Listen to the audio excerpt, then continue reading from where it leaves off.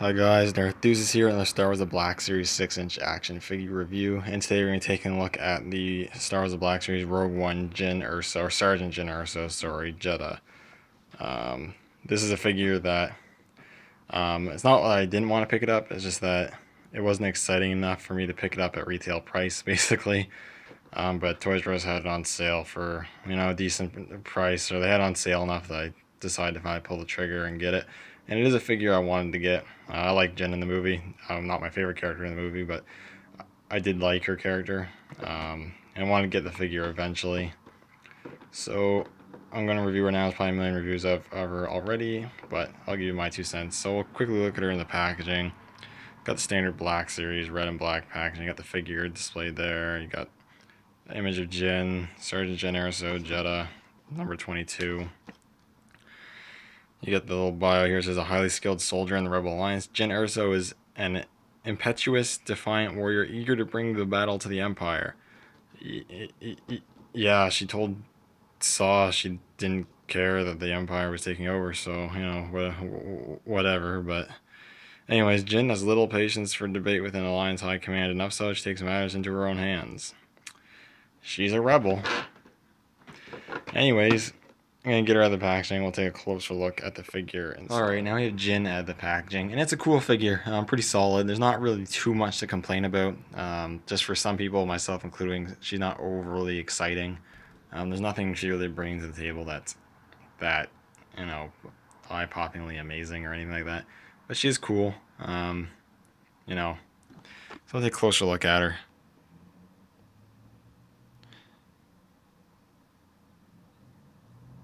And one of the cool things is that the head sculpt I think is actually pretty good. It's not 100%, but I think it looks nice. The paint for the eyes looks really good. The lips are painted nicely. The eyebrows are painted okay. The hair is decently sculpted. I don't really have much of an issue with it. I think it looks good. Like always, I think the Hasbro head sculpts could use a bit more paint wash to bring out the sculpt. But it's not too bad at all, especially considering some of the other human head sculpts. It's one of the better ones, I'd say.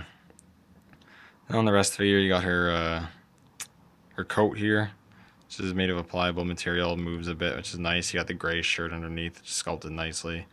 This coat's sculpted nicely as well. You got all these different sort of zippers and buckles and whatnot. The painted and sculpted detail is pretty nice. You got the belt there, which is really cool. We'll get more of that in a second. Got the sleeves of the jacket, got the yellow stripe going down, looks cool, and she's got gloves on her hands, which looks pretty nice. This hand is sculpted with a trigger finger for the hand, so the right hand is meant for holding the pistol. And you got the belt. The belt's pretty simple, but it has some silver painted buckles or buttons or whatever, which is pretty cool. And you've got the holster, which has the sculpted strap around the leg, which is really nice. It has a working strap. It does unplug there, which is really cool. The pistol does fit in there really nicely and snug, so that's very cool. And you got the pants, which is nothing too much to talk about. She's got some gray straps around the knees, I guess. She's got these little boots here too. It looks pretty good. You got some buckles there, which are sculpted and painted, which is nice. But there's not really much else to say.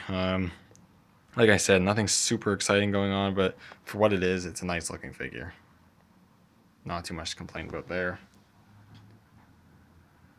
In terms of articulation, she's pretty good. She's a ball joint in the head as well as a hinge at the neck, so you got some pretty good range of motion in the head. Ball hinges of the shoulders move pretty good. Ball hinges of the elbows move at 90 degrees. Ball hinges of the wrist, the pistol holding wrist goes in and out like this, which is really awesome. Diaphragm joint, which pivots, rotates, and crunches, which is really cool. Ball hinges of the hips move pretty well, and she just fell. Ball hinges of the hips move pretty well. Swivel cuts of the thighs, double hinges of the knees. And hinges at the ankles with rocker joints, so that is also pretty cool. So good articulation, you can get her in some good poses. In terms of accessories, she comes with a couple of accessories. First of which being her pistol, which I'm hoping will focus. There we go. The pistol's nice, it's nicely sculpted, painted well, you got some silver paint as well as black, so that's really cool.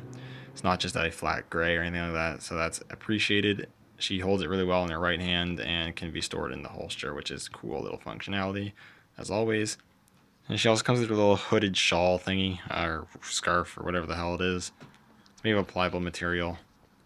You can just put it I don't know if I'll be able to do it on camera here. Hopefully I can. But he just fits over her head. Oh, you bastard. There we go. Like so. Just fits over her head like that, and that looks pretty cool too. Fits over nicely. You know, it hinders some of the head articulation, obviously.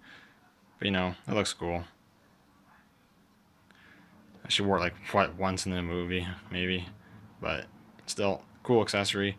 But then probably one of my only really sort of, I guess, nitpicks of the figures. I think she could have came with some more accessories.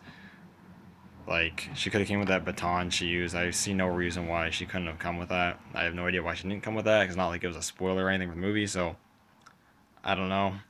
Aside from that, there's not much else I guess she could have came with, but it would have been nice to get the baton. But before we end off here, I'll do a quick comparison with another figure that she was released alongside with, which is Cassian. Cassian's obviously decently larger than him. Well, he's also wearing bigger clothes, but he is taller than her and a bit bigger than her, which makes sense.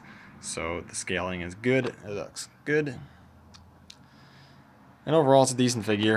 It's definitely not a bad figure. I'm pretty sure anyone who wanted this figure has gotten it already, but if you're like me and you were not super keen on it, at least not at full price, but you're kind of thinking about pulling the trigger because you kind of want to build up your Rogue One little group, and you can get her on sale, get her on a good clearance price or whatever, which should be really easy now because online she's going for relatively cheaply, and in store you should be able to find her cheaply too now. So if you can get her for cheap, I definitely recommend picking her up if you haven't already.